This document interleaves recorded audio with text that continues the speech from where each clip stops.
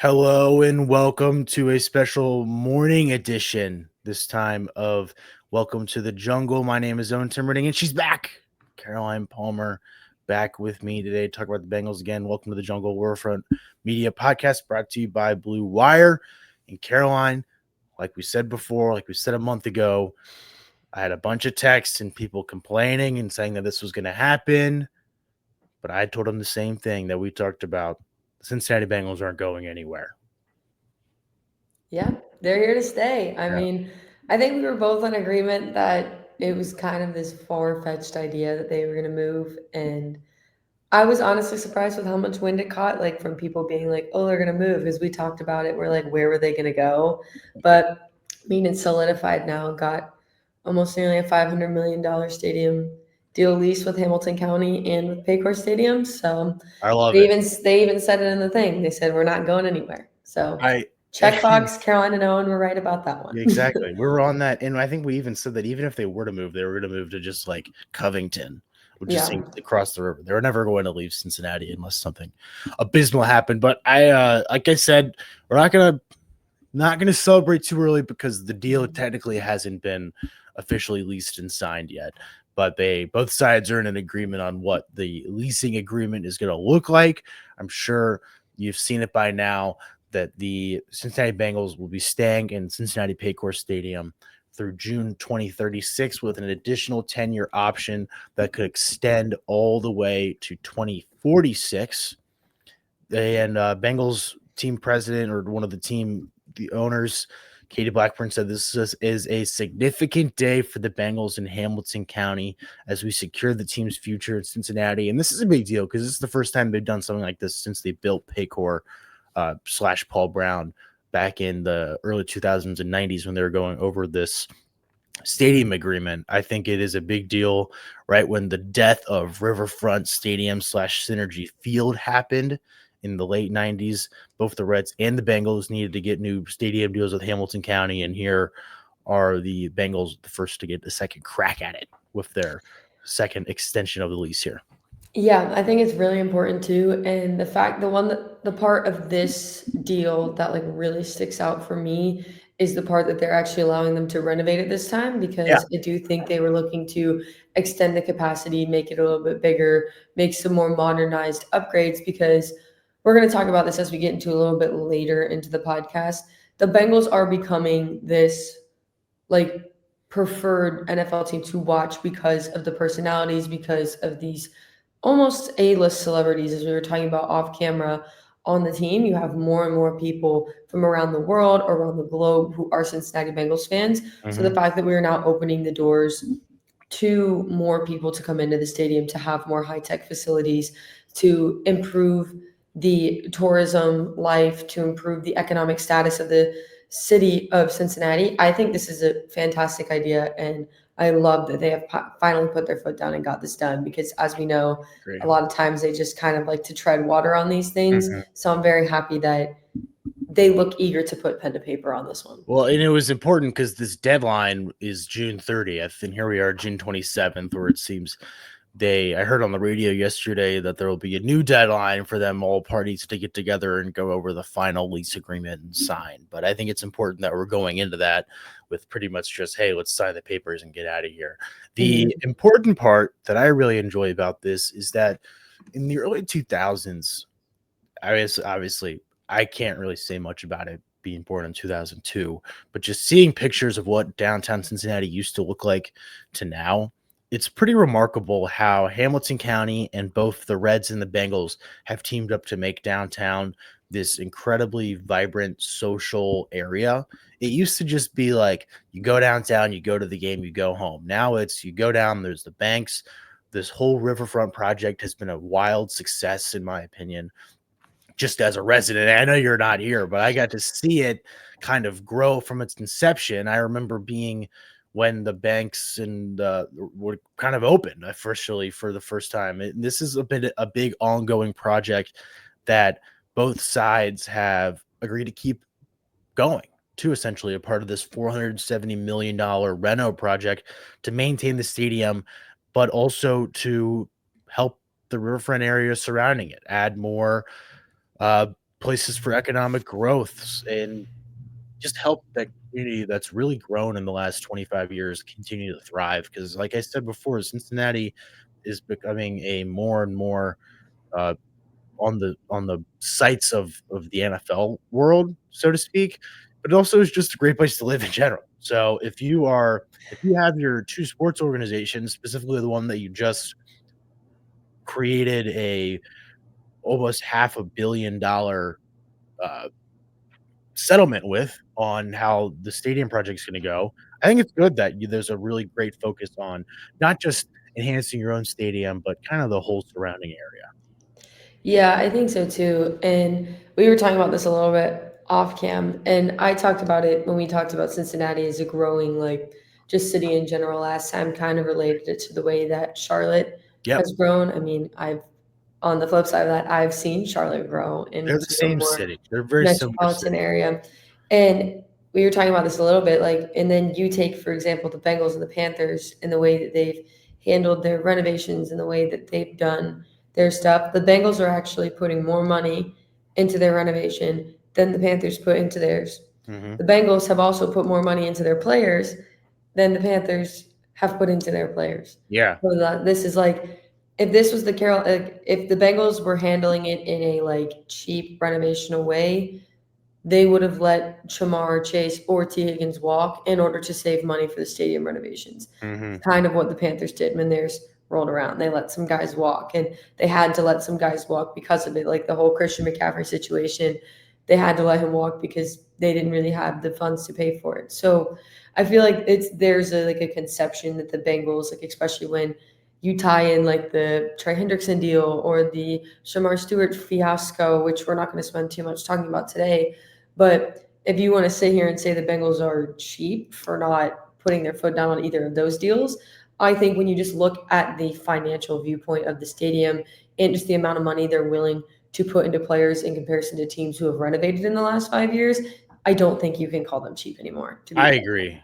I agree. And this idea and this shift in how, like, the Bengals are picking up 75% of the cost for these improvements that they're going to do to the stadium. The Bengals are investing this is just what I read on the Enquirer. Investing 120 million into the project and are covering 75% of the improvements to the stadium. So I think this is an interesting point too, is that the Bengals are putting a lot of money forward, and that this is a great shift that we've seen in the last, like I'm talking about, we talked about early the end of Riverfront, but this is even before that in the 80s and 70s and 80s, where teams would basically stiff arm the counties or cities that they were a part of and say, put the taxpayer money up front or we're leaving. And cities would freak out because these NFL and sport organizations were such a major economic driver for their areas, but we've seen kind of a flip in that. And I remember a very vivid presentation in the class I had at Miami about sport facility management on how these cities are now not going to get pushed around by these teams because there are multi-millionaires who are hundreds of Mhm. millionaires running these organizations, and they theoretically should be able to help put some of the money up front. And so I think we're seeing that direct change in how this has happened with just stadiums in general. The Bengals are putting a lot of money forward here. This is not something I'm sure the Bengals were jumping at the bit to do. Obviously, in a Mm-mm. perfect world, they're like, oh, the Hamilton County covers a lot of it, which obviously is ideal if you're an ownership group. But if you're the taxpayers of Cincinnati and the county in general who are looking out for the people, I think you are striking a really good deal. And it seems like both sides were really happy with how this turned out. It's not often. I thought the some of the quotes by the Hamilton County reps were interesting. They said you don't leave a deal usually both sides getting exactly what they want, but you can come to a happy agreement with how it happened. And I'm quite pleased, honestly, with how easy it almost seemed like this happened. This worked out, because I tell you what, the Bengals totally could have pushed this all the way into the July, and then we would have had to do this whole same thing next year too. And interesting, two things stood out to me in this deal. One was that it's a scaled down reno project that they're going to add for the Bengals to the stadium. Around this time last year, the Bengals came out with renderings of what they wanted to do to the stadium, whether it was shifting some of the scoreboards around, kind of transforming their practice facility, making all that in one spot. Who knows what that looks like with this new money and the way the money is going to work here. I'd imagine it'll be something in that realm. And then this other one, which I thought was interesting too, is if the Bengals achieve 24th or better ranking in total NFL revenue in the 8th and 9th years of the lease agreement, they automatically exercise 2-year options for that, which then prompted me see what the NFL revenue rankings were looking like. And I couldn't find any data from this past season or even the season before. But from 2022-23, where do you think the Bengals finished in NFL revenue?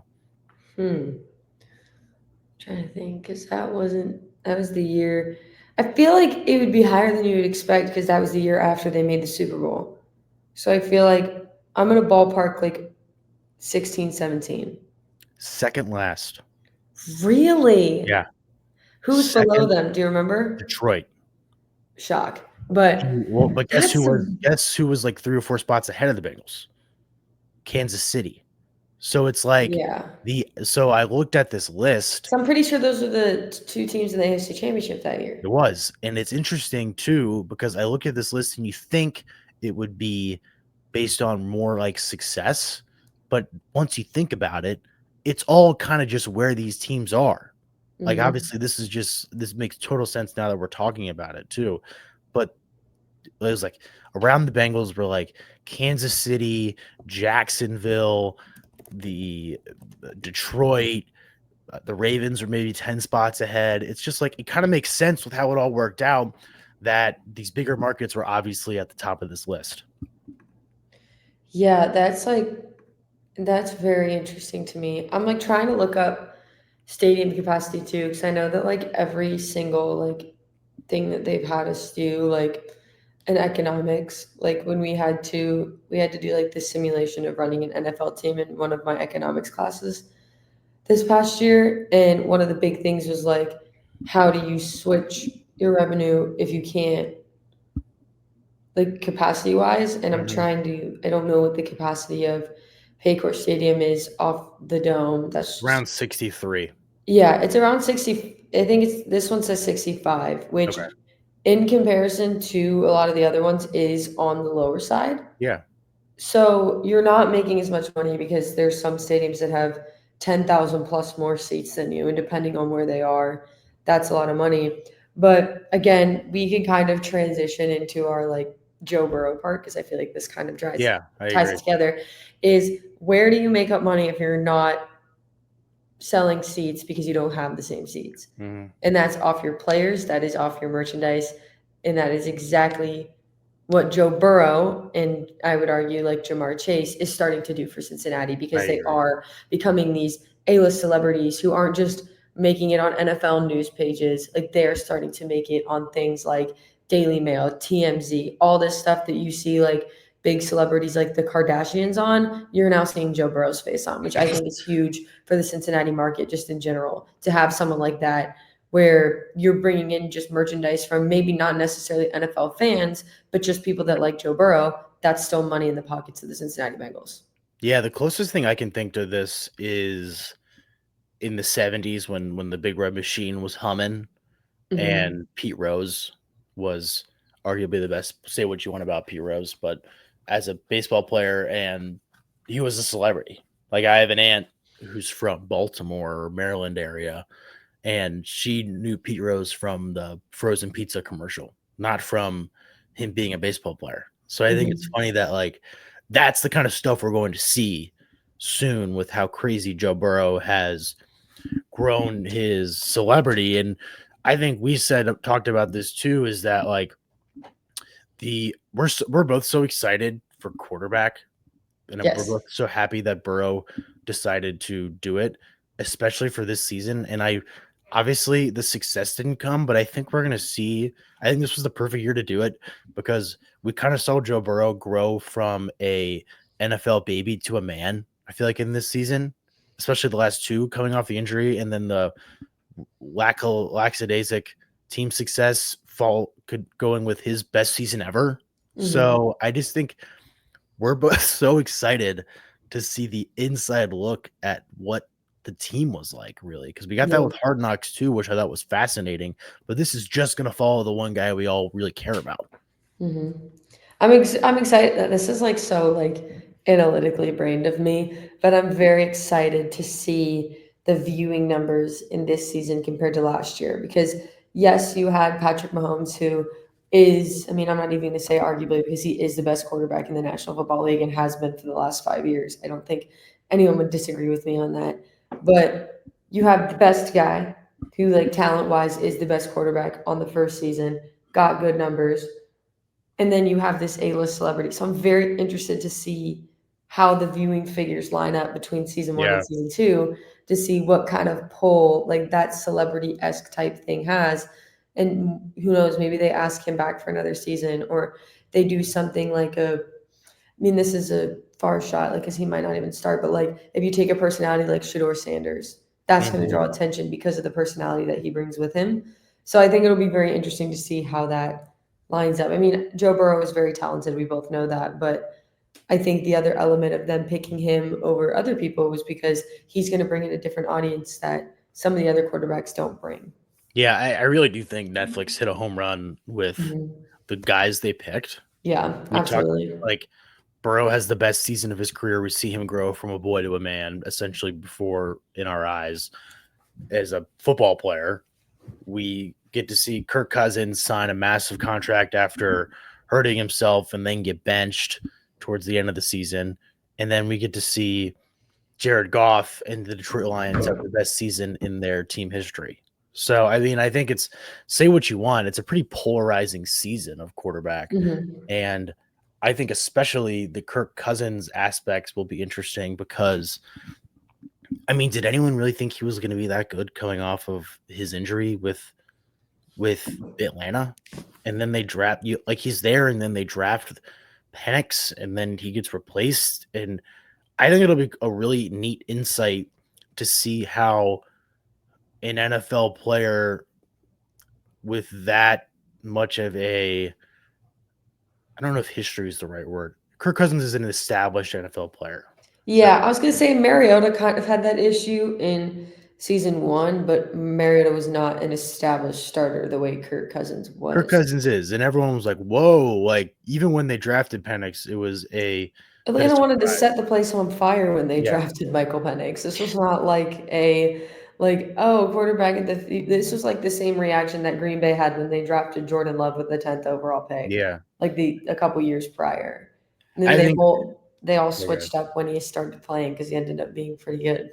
yeah, he's okay. The parts I'm excited about for quarterback are the beginning of the season woes because Burrow was Mhm. still I don't know if hurt's the right word, but he was still trying to get into game shape. And then we saw him something click about halfway through the season. The Bengals go on this run. I Mhm. think that'll be interesting. I'm really excited to see the coverage they gave on that Denver game, which is Yes. probably the best Joe Burrow game I've ever seen him play. And Mhm. I was like, after that game, I was like, oh my God, I think Joe Burrow might win the MVP if the Bengals can sneak into the playoffs somehow. And I mean, If that's they the would have best. made the playoffs, I think he would have won. I agree. And we've talked about this before, but I was like, this is the greatest quarterback performance I've ever seen I mean, it was from my statistically. favorite team. And then I mean, I'm kind of one for the drama. I'm excited to see the coverage of when his house got broken into because that kind of like blew up his whole personal life, and he's such a Yeah. private person. And now that is so his whole this whole life that he was keeping very close to the chest is kind of out now. So I think that was an Yeah. interesting aspect of it. I think so too. I mean, it's just when you have a camera follow you around like that, Oh my it gosh. gives Yeah. insight in your life in a way that you don't realize. This is also a little bit drama of me, and I also just love reality television. So like this could like be wishful thinking, is that I'm really interested with not just, I mean, obviously with Joe Burrow, because that's like the main reason I'll watch this year, but even with the other two, how they spin it. Because they have the opportunity to edit whatever way they want spin it whatever way they want. And I'm very interested to see how they go in terms of direction of that stuff.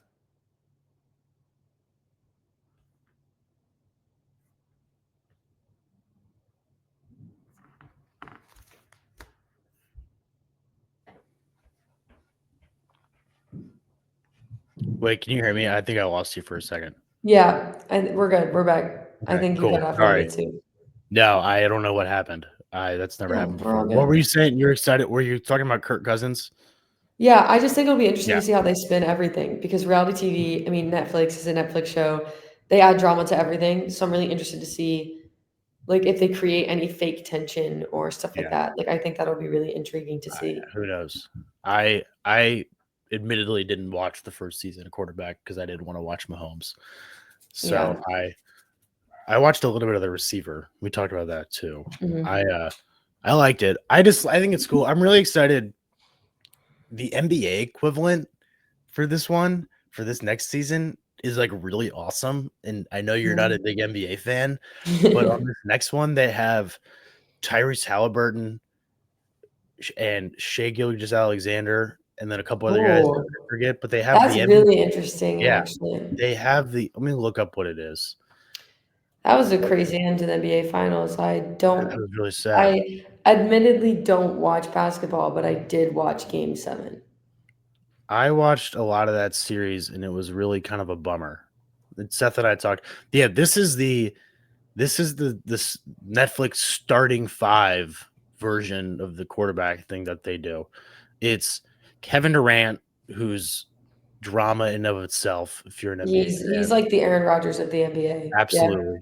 Jalen Brown, who's in this all-time like mental battle on if he's a superstar or not.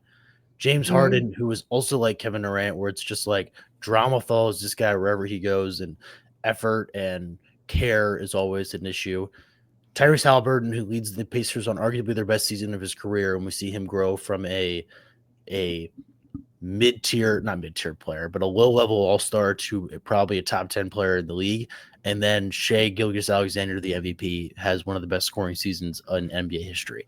So kind of a home run. And I think where I'm really trying to get to this is that I think the NFL had a really good balance this year on what Mhm. the quarterback thing is. And I really just hope they did it right because the trailer looked pretty awesome. Yeah, Like, the I was trailer pretty did look really stoked good. when I saw because even I was weary about the in-season Hard Knocks because you never know how much the players are going to open up. But this quarterback one is such a more personal show than just like team in general that Yeah. I think we'll kind of see it.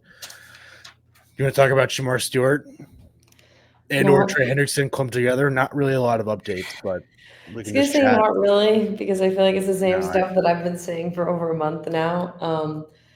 It's just even it's just the main thing is like I understand the frustration that the dialogue in the terms of the contract are changing for Shamar Stewart, but it is the exact same lingo, the exact same language that all other 31 teams of the NFL use. This is not like the Bengals are changing away from the NFL norm because they don't want Shamar Stewart to sign for them. yeah, They are changing to create a uniform, like just first round draft dictation in their contracts across the league. Like it's unfortunate that it was this year, and I think that's kind of where the anger is coming from the camp. But like at some point, this is now just an NFL uniform thing. It's not like they're trying to exempt you from the rest of your draft class. If anything, they're trying to bring you back to level ground with the rest of your draft class. And that's all I'm going to say about that because I could probably go on a 60-minute tangent about the Shamar Stewart situation. yeah, I But then agree. the Trey Hendrickson thing is like, he's just very involved in the community. You can tell he wants to be here. It's just, again, like we've said, it's more of an agent deal problem at this point than it is. Because if it was up to Hendrickson, I think he would go $0 and probably play. Like, I believe the agents are more involved at this point than I think they're trying to make us believe they are. That's an incredible take. Hmm? That's an incredible Maybe take. not $0, but like, you know what I mean? Like, I Yeah, think I he would do. sign on a lesser if it was up to him. I believe he would. Interesting. That's pretty. I I'll sort of put my agree. foot down on I that. That's interesting. I think that's crazy. I think he's been pushed around. I am in agreement that I think he got a bad deal the first time and he got a bad deal the second time. And I think that's probably his agent's fault. But here's the other thing too: is actually since we've quote unquote re-upped with negotiations and the two sides have started talking again, you haven't really heard anything. So like, I don't really know what that means. Is it good? Hendrickson is here. He was at Camp Joy yesterday, which is the kids camp. Yeah. North Cincinnati. He's been doing all these charity events. I mean, obviously, to me, those seem like prior obligations, but he's in Bengals stuff. I don't really. It's really hard to analyze something we don't really know about. But like that's where I like make the statement on, because both Shemar Stewart and Trey Hendrickson themselves and from their camps have been like, all they want to do is be a Bengal. And I believe Trey Hendrickson acts like it and Shemar Stewart doesn't. And that's all I'm going to say about that. That's what my statement is. Hendrickson's acting like he wants to be one. Shemar Stewart's not. I totally take with that what you will. I know. I agree. I think it's total. I don't have any pushback on that. I think it's great. All right. Let's wrap it up with trivia. I missed it last week because Seth filled in for you. Mm-hmm. I don't know what happened the last time. I know you're up by one. You got yours wrong. I think I also got mine wrong, but I think I'm the only one to get one right. Yeah, you're the only one who's got one right. So I've tried to go hard this time because I need to catch up. All right. I'll go first. Okay. I think you might have figured it out because when you were doing some research mid-episode, I kind of forgot about the trivia and staying online with the stadiums. I just thought, what's the biggest stadium in the NFL and like what is around the capacity? And I don't know if you saw it or not, but what is the biggest stadium in the NFL? And within 5,000, what's the capacity? Oh, I feel like I'm giving you a lot here. 5,000 is a big number. 5,000 is a really big number. Actually, I think I know this because I've been there. Okay, let's hear it. I believe it's Arrowhead. It's not. What? It's not. Because Arrowhead's around 75,000. Is there one that's bigger than that? Oh yeah, they. Is it? If it's not Arrowhead, it's. Oh gosh, it's either Superdome, or it's one of the. It's SoFi. You're 0 for 3. What? Yeah, it's MetLife. MetLife. 82,500. For the Jets and Giants, seriously. Hey, they get a lot of good stuff there. It is New York. It's New York, and they were in going back to that revenue conversation we had. They were both in the top 5. Yeah, and it's funny because they both have just been so irrelevant for. Arrowhead was 4th. Bank of America is 5th. It's a big stadium. Yeah, I mean, I've been to Bank of America, but I was like 5th biggest. Lambeau's huge. I mean, really, they're all within all the big ones. They're all kind of within 20,000 of each other. The Bengals one is on the smaller side. Yeah. But yeah, Lambeau 81 is kind of crazy. That doesn't surprise me though. It doesn't, but I just think that's huge. I mean, you could tell it's a huge stadium. Soldier Top 5 smallest. I'm looking at this. Yes, Soldier Field's tiny, but it's because it's old. It's also crazy to me that Vegas' stadium is in the bottom 5, and they just built that like a year ago. Yeah. Now I'm looking at this article. 1, 2, 3, 4, 5. What's the smallest? Soldier Field in Chicago. 61. Ford Field. Bengals are 65,515. Yeah, because below the Bengals is Hard Rock, so Miami, Vegas, Detroit, Arizona, Commanders, Bears. I mean, all of these from 30 to 13, it's within like 4,000 seats. Yeah. Or something like that. I guess it's 69,000 is Lincoln Financial. I'm surprised SoFi is as low as it is. I think there's been a big. I think there's been a. I got no credit to back this up, but it would make sense that teams are willing to scale back on sheer capacity and numbers and sacrifice that for hospitality suiting. Yeah. Like we just saw You should watch this video if you haven't. It's a interesting video about a lot of the changes the Saints did to the Superdome over the last few years, and a lot of it was cutting seating for hospitality suites.